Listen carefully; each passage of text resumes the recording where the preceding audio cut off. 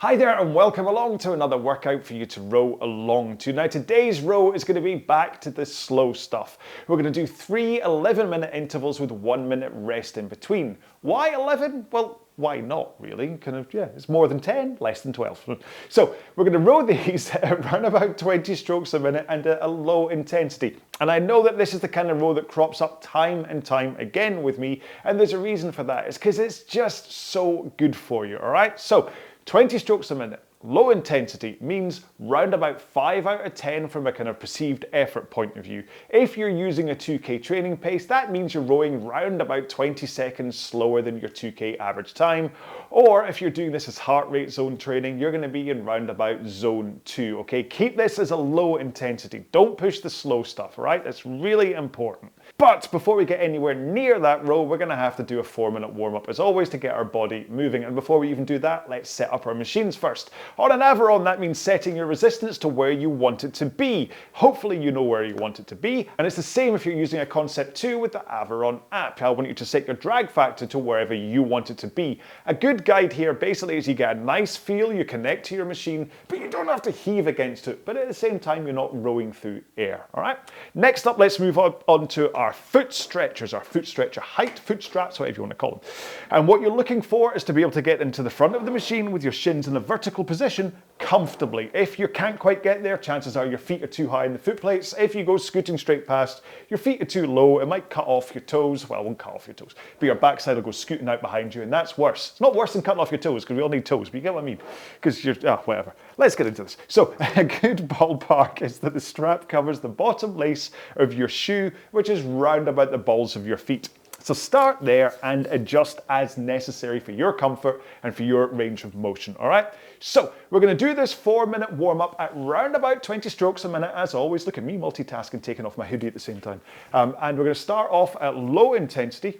That just means a light push of the legs and connecting to our hands. But let's get into the row and I'll explain more about that, all right? Here we go then. In 3, 2, 1, let's go. Right, sorry. I'll say now as we get into the warm-up, it's a Friday, which means I'm a little bit bonkers. Looking forward to the weekend. So, this warm-up, remember, is a warm-up. So you're just getting your body moving, and you start that by connecting the power from your feet or your legs to your hands.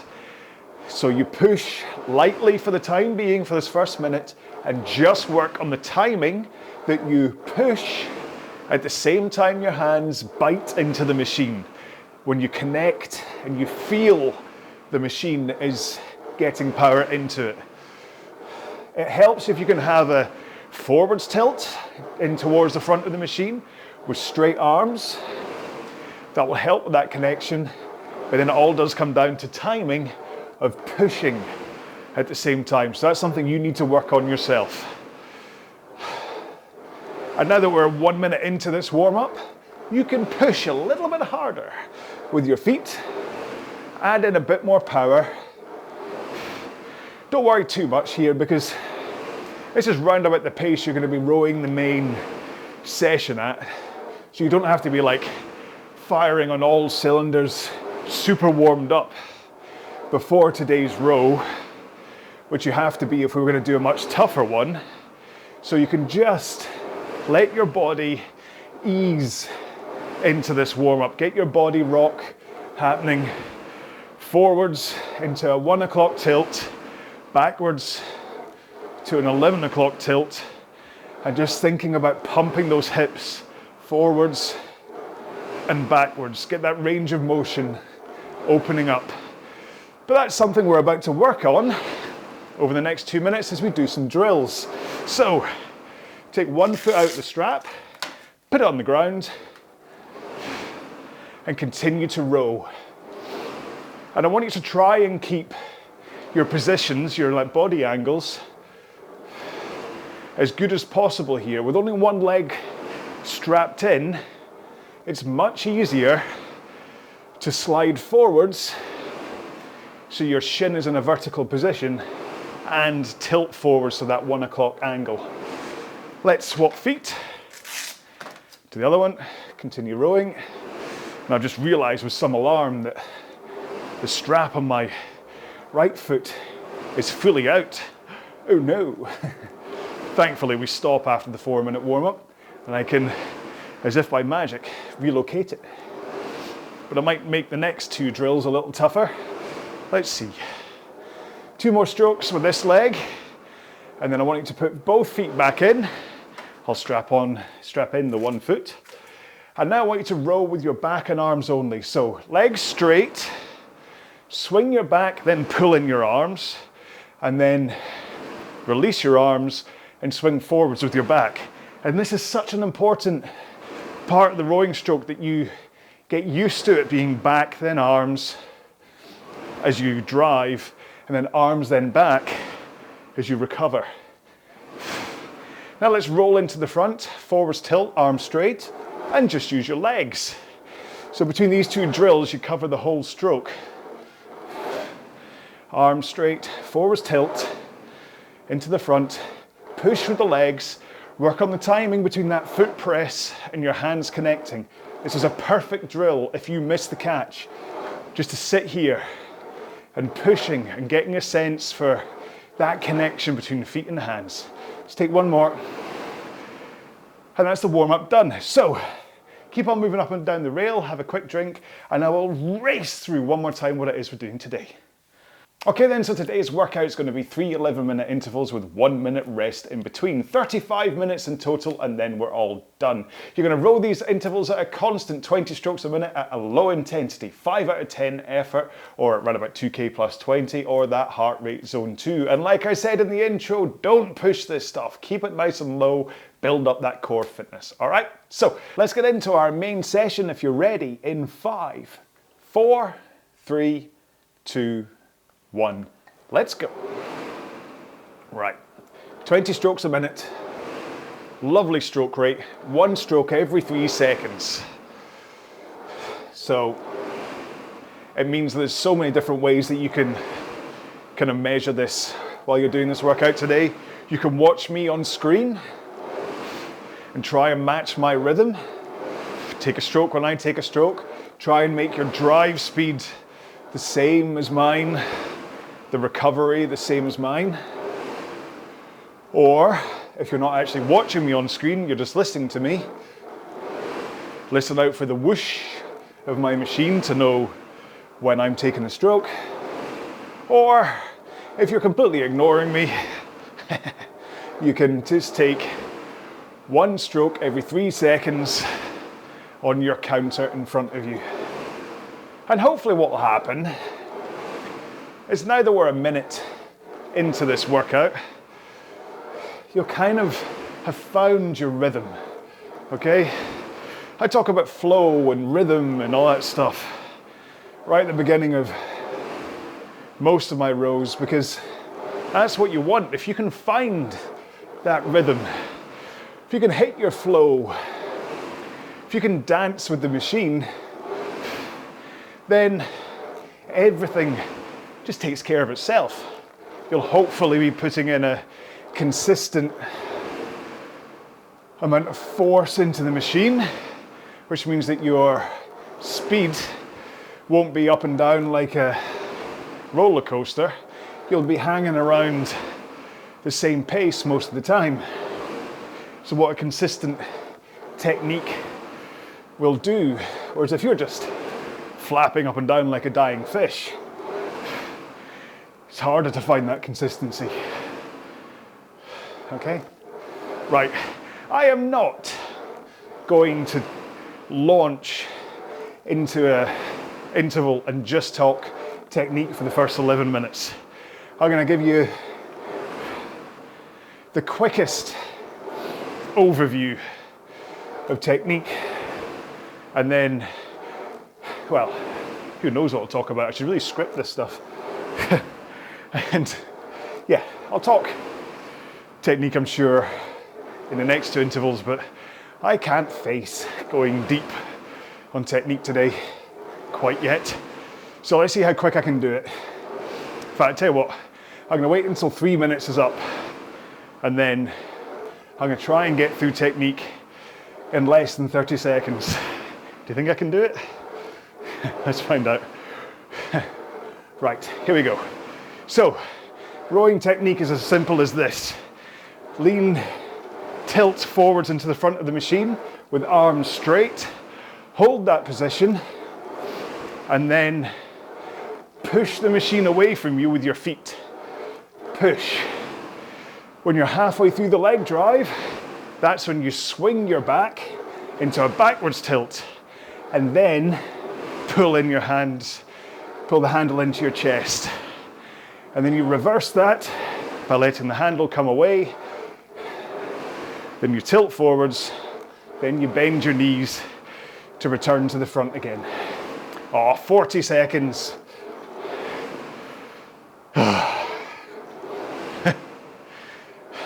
I did repeat myself and got a bit stuck at one point, so I'm still going to say that was 30 seconds long. There are finer aspects to the rowing stroke, but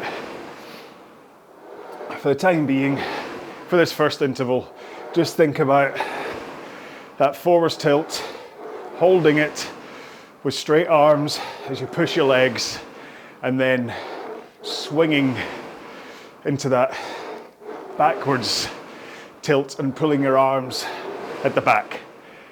And that's how you find your rhythm, okay? So, kind of gave the game away in the warm-up by saying it was Friday. I should have left that till now, because regular viewers on the RowAlong YouTube channel will hopefully know what Fridays mean in my house. Friday is spaghetti bolognese night. Now, I'm a real creature of habit. In many ways, I think this is why I'm perfectly suited to indoor rowing, because of the habit, the repetition of it all. Nothing much changes. And it's the same with my Friday night dinner, to be honest. Julie, my wife, and I moved in together in 2001. That's how old I am. So that's what, it's just turned 2024 as I make today's video. So let's just round it up to 23 years, even though we're 6 months off. But 23 years, 52 weeks. In fact, we'll just do 23 times 50. That's, 1,150 Friday nights that we've spent together. And I figure, well, let's just be super generous and say 150 of them we've been either on holiday or had a night out or something that's prevented us having a Friday night dinner. But the other 1,000 nights, Friday nights, we have had spaghetti bolognese for our dinner. It's like a ritual. It's a thing that we just started doing. We never really said, right, now that we live together, let's do Friday nights, spag bol night. It just kind of happened. And there's comfort in this habit, in this returning every Friday night, of knowing that it's like the trigger for the weekend starting. And I mean, it's much better to be looking forward to a big plate of spaghetti bolognese from a health point of view than it is to thinking it's Friday night, it's time to hit the pubs and clubs, which frankly is what I did before I met Julie. But I did meet her in a club, so it all worked out in the end. So, yeah, when it comes around to Fridays and either the slow cooker is sitting out ready for me to make the latest batch of bolognese, or a previous version has been rescued from deep freeze, I know, well, hey, it's Friday. And so dreams of a rather garlicky spag bol are rolling around my head right now. But it sends me a bit loopy. I mean, right now, because I want to make this about me, but it may help you think about you. But it's the end of January right now, and to say I had a rather poorly holiday season is an understatement. I got a really bad flu bug.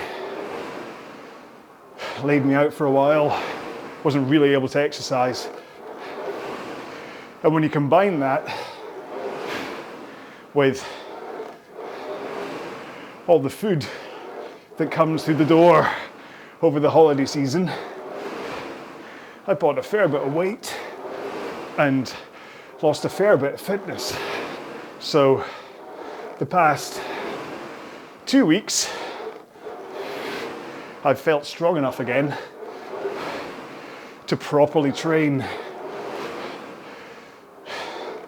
either with a higher effort or for longer periods at a lower effort.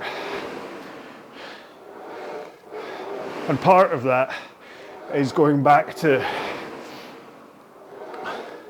kind of mostly no alcohol is the big thing that I do. I just stop drinking when I'm trying to be healthy. I'll go like months at a time without touching anything. And so there's a reason for this. And so where it used to be that going out for a beer or two on a Friday night was the trigger for it being the weekend, now it's spaghetti bolognese, because I don't have that beer or a glass of wine to tell me to be the kind of thing that unlocks relaxation mode. Okay, right, so back on point. In 3 strokes time, we're going to have our first rest. I'm going to row lightly in order to keep the counter going, really. So stop for a minute, have a drink. If you want to completely stop, stand up, you can. Maybe adjust your backside on the seat, you can. Or you can do all of that and then get back into some light rowing again. For these, in fact, I'll talk about this next actually. I'll go a little bit more rowing specific. I don't think you need to know quite as much about my home life. Although, listen, this is what I do, okay? I'm not a bombastic shout at you style trainer, so if that's who you're looking for, go fire up one of Austin's workouts and not one of mine. I'm allowed to talk about him because he's on here on Avalon with me. I wouldn't mention anyone else. Right, one more stroke. And let's go back to the next 11-minute interval. So 20 strokes a minute at that low intensity, zone 2 heart rate, 2K plus 20 pace, whatever you pick as your way to keep this low intensity. And my heart rate recovered down to 117 over the course of that 1 minute, even though I was moving. And so I'm now back to firmly within zone 2, and it's again my decision as to whether to hold 2K plus 20 all the way to the end, or think, you know what, actually, I want to stick in zone 2, and therefore as I see my heart rate climb, I adjust my pace. That's the end of that. No more to be said. And so this is what I deferred talking about in the last interval, is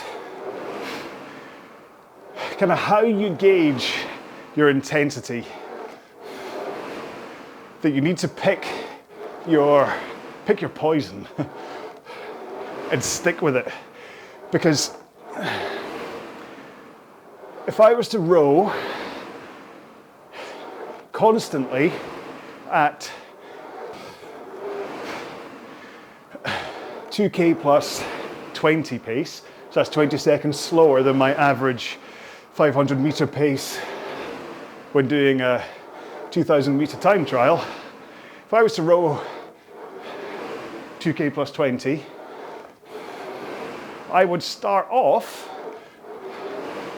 at a zone 2 heart rate, or I'm going to climb into a zone 2 heart rate, but then after about, well with me anyway, by 18 minutes, I start to climb out of zone 2. If holding that pace, I start to get into zone 3, which isn't quite as useful. So, where 2k plus 20 and zone 2 are both kind of similar, if you're just going to stick to your pace, 2k plus 20, you have to understand that you will probably, the longer the row goes, you will exit zone 2 and be in zone 3.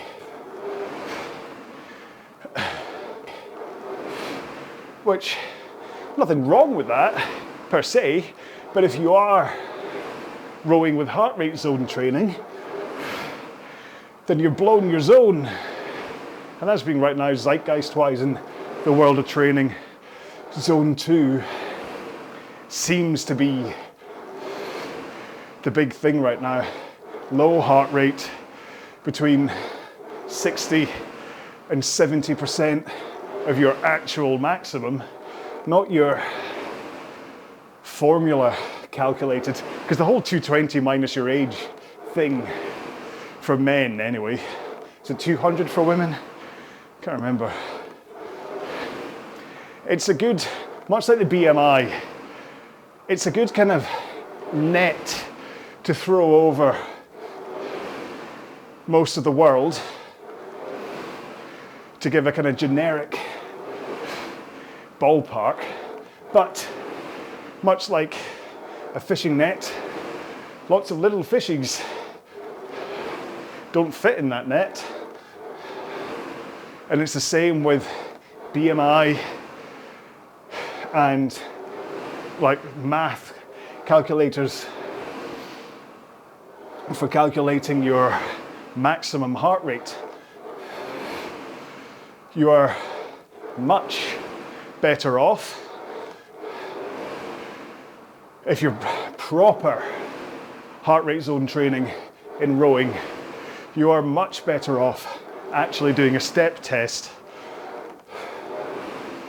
to find out your actual maximum heart rate and working from there, with the caveat that only ever row at high or max intensity if you know your body can take it, okay? It's up to you to know your own health, to know that you're capable of strenuous exercise. You're in charge of you. So if you are unsure as to whether to do a maximum heart rate step test on the rowing machine, then either one, don't do it, or two, go see your doctor or another medical practitioner who knows what they're on about and get their opinion. And then, if you're okay, you do it, okay? So, rowing at this intensity should be perfectly fine for you. But again, you know you. But maximum stuff, make sure you're okay to do it. But if you do want to know the step test, I've actually got it on my website at RowAlong.com with a little guide for heart rate zone training, because it is effective. The thing about heart rate zone training is it adjusts to how you are from day to day.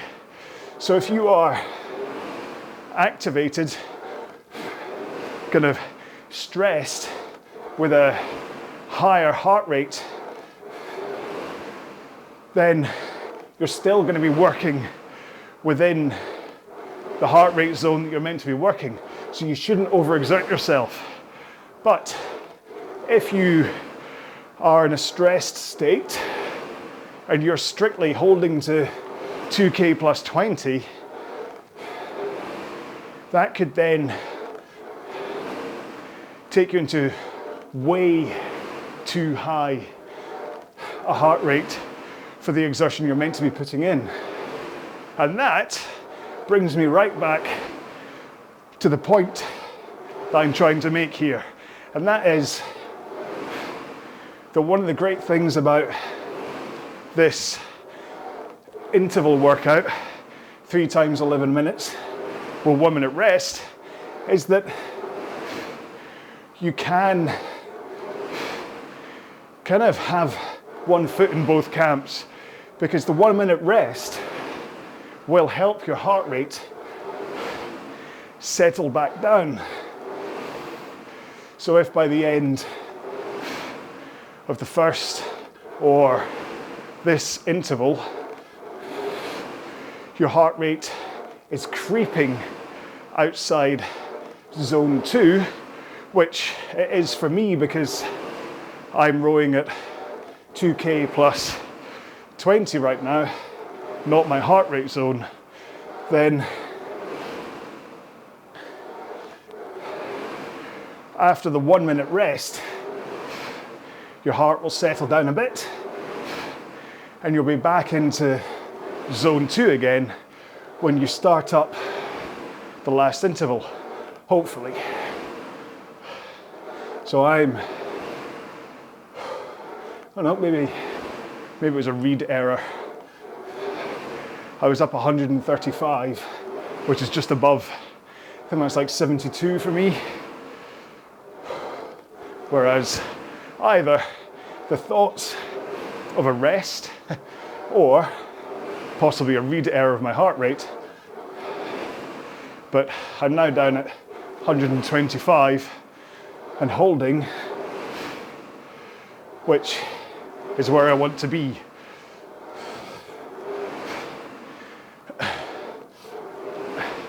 This is also where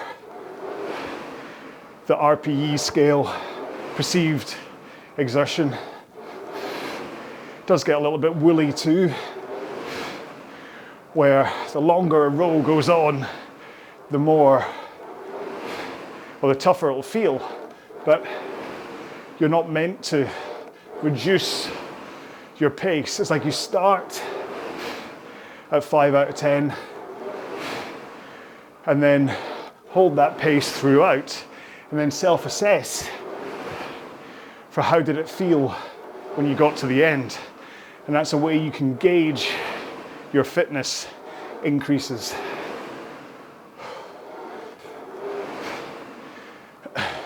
Right, 30 seconds to go on this one. Sorry, that was a full 11 minutes just talking about training protocols. Hardly a joke in sight.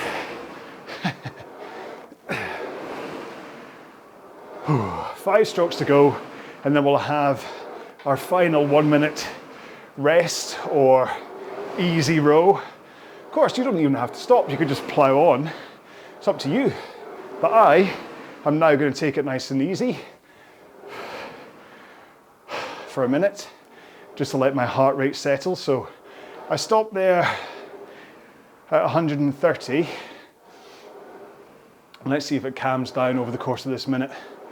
I'm okay with moving in a workout like this, moving backwards and forwards. It's fine, but if I was doing a much more strenuous set of intervals where I'm putting everything into it, I much prefer completely stopping so that I can put all my energy into the actual workout and not expend energy during the rest periods that don't count towards anything. Right, okay, so 2 more strokes for me at this pace. 1 more. And 1 more, here we go. And we're back into our final interval.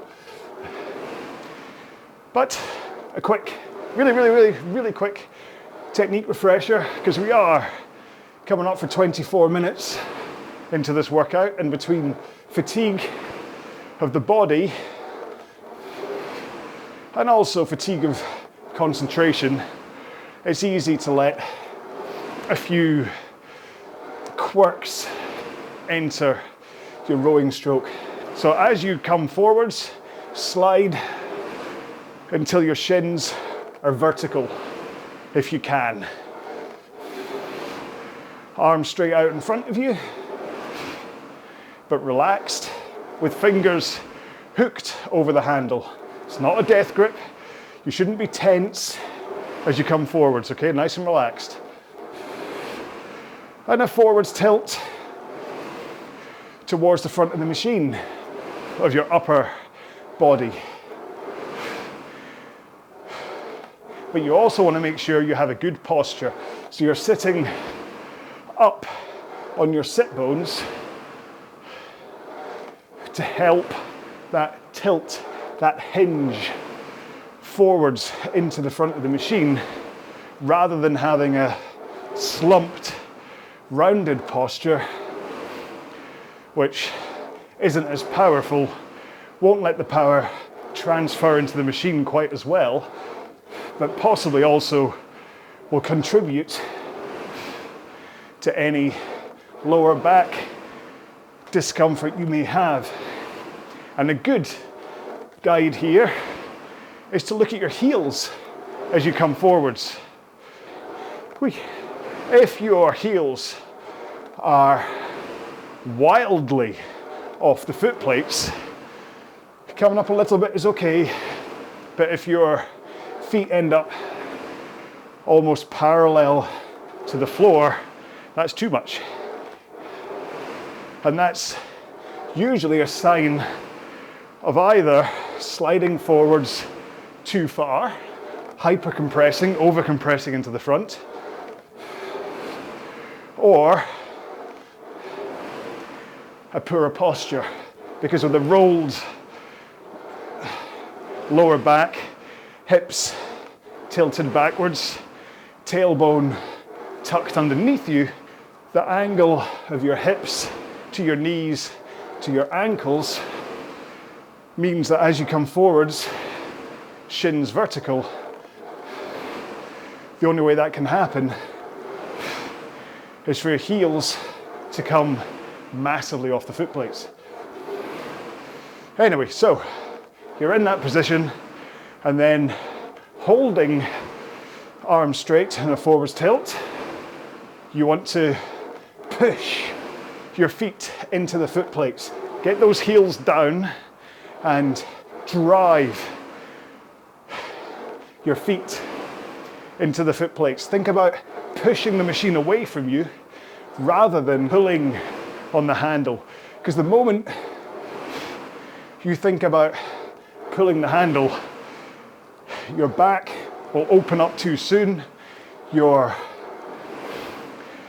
arms will bend too soon, and you'll lose power. You'll rob yourself of a much more effective workout in terms of burning calories and things and you're more likely to get injured. Then, when you're halfway through the leg drive, that's when to swing your back from the forwards tilt to the backwards tilt. And once you start that tilt, that's when you pull the handle into your chest. Squeeze your shoulder blades together for a powerful finish. Then let the handle come away. And the momentum of the handle coming away triggers that forwards rock again,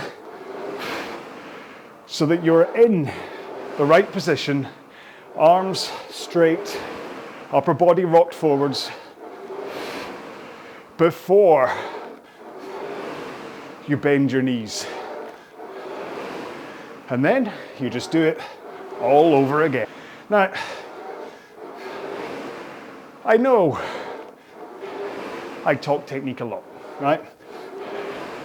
Whether you've been watching RowAlong for the past 6 years, or whether you're new to me and my workouts on the new RowAlong machine, which is what this is,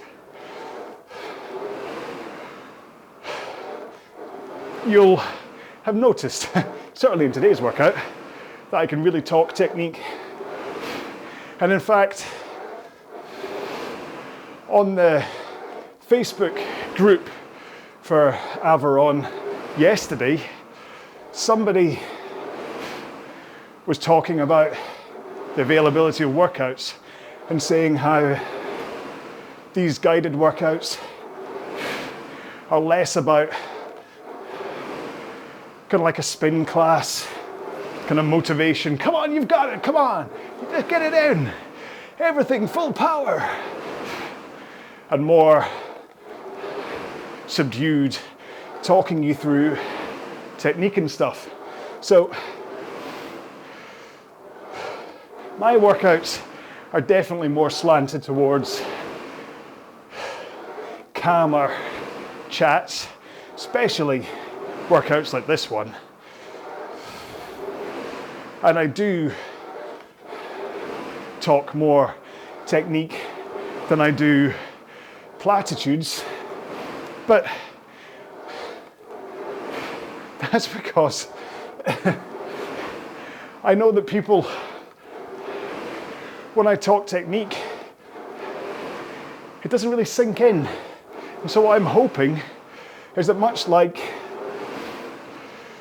if you were learning Spanish, the best thing to do is just to go and live in Spain and be immersed in it.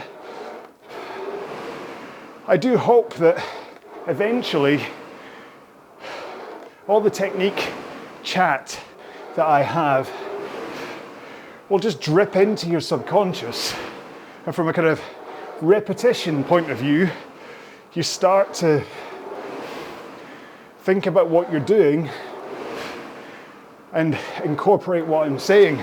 Because I get people sending me videos of them rowing for me to review through my website, or I'll do live web chats with people to talk about their technique. And they'll say, I watch your videos, love them, can you look at my technique? And I start to think, okay, so you do watch my videos, but you certainly don't listen to what I'm saying.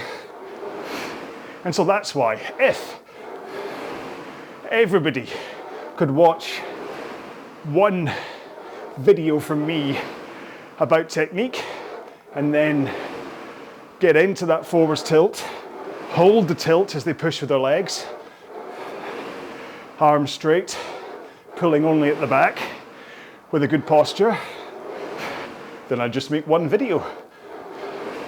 Be happy with that. But that doesn't happen. And so that's why I go on these long chats going over technique to help you think about what you're doing, and hopefully one or two of the things that I say each time you climb on will sink in, and eventually your technique will improve. Because I kind of said it before, but it's not just about injury prevention, and it's not about me trying to turn you into a Oxbridge rower. If you can row with a good technique, you'll be able to row for longer for a start, because you won't get as exhausted because you're using all your body. And so that means the longer you can row, the better workout you get, the fitter you'll get. And if you're exercising for like weight loss, burning calories, the longer you can last, the more calories you'll burn. But also, if you're rowing with a good technique, you're now using like 80 to 90% of the muscles in your body. And because you're activating so much meat in your body, it means that you're accessing more of a calorie burn. Because if you just flap up and down the machine at 20 strokes a minute and not put in any effort, sorry to tell you, you're not burning anywhere near the calories you think you are. Okay, 2 more strokes. 1 more. And that's us done. There we go. Now I'm going to continue light rowing while I say goodbye. You can have a quick drink, do the same, use this as a cool down. I do have a separate cool down up here that also has a stretching section to it, because most of these workouts in the Zero to Hero plan, I don't tag on stretchy jod where we go through a bunch of stretches.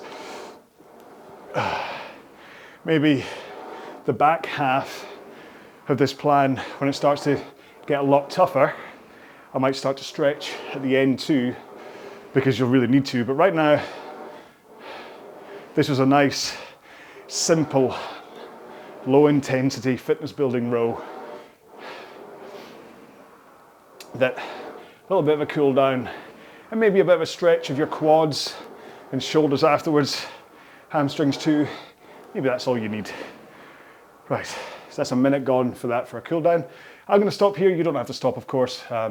Maybe you want to carry on rowing. Maybe you're going to go do some weights next. Who knows? It's entirely up to you. But regardless, thank you for joining me for this one. I mean, 11 minutes 3 times with a 1 minute rest still gives you a great workout. It's kind of the same kind of workout as if you were going to row 30 minutes solid. Especially if you're looking at that kind of intensity, heart rate kind of thing, of which I spoke for a whole 11 minutes. Can you believe that? A whole 11 minutes.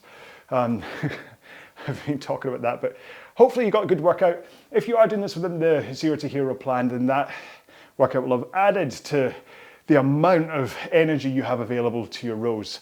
If you think of the amount of energy that you have, the fitness you have available is like a bowl of power, okay? You've got this bowl that sits here, the power.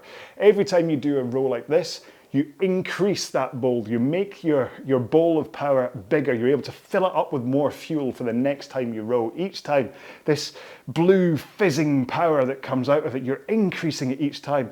And what that then means is that then for the faster stuff, when you do more intense stuff, that bowl contains so much more fuel. If you think when you started the Zero to Hero plan, your bowl was about that size, okay? You weren't that fit, you weren't that strong. Now that we're on, this is what, row 18, I think? Of the Zero to Hero plan. So you started off with a bowl that size. 18 rows into this, you've increased that bowl to much bigger because you've got so much more fitness. You contain more power, more energy to be able to put into the row. So when you do want to go longer, So that's a mixture of saying last longer. You have all that power there to be able to drip to fuel. Your fuel tank in your car is bigger. I mean, all these analogies, right?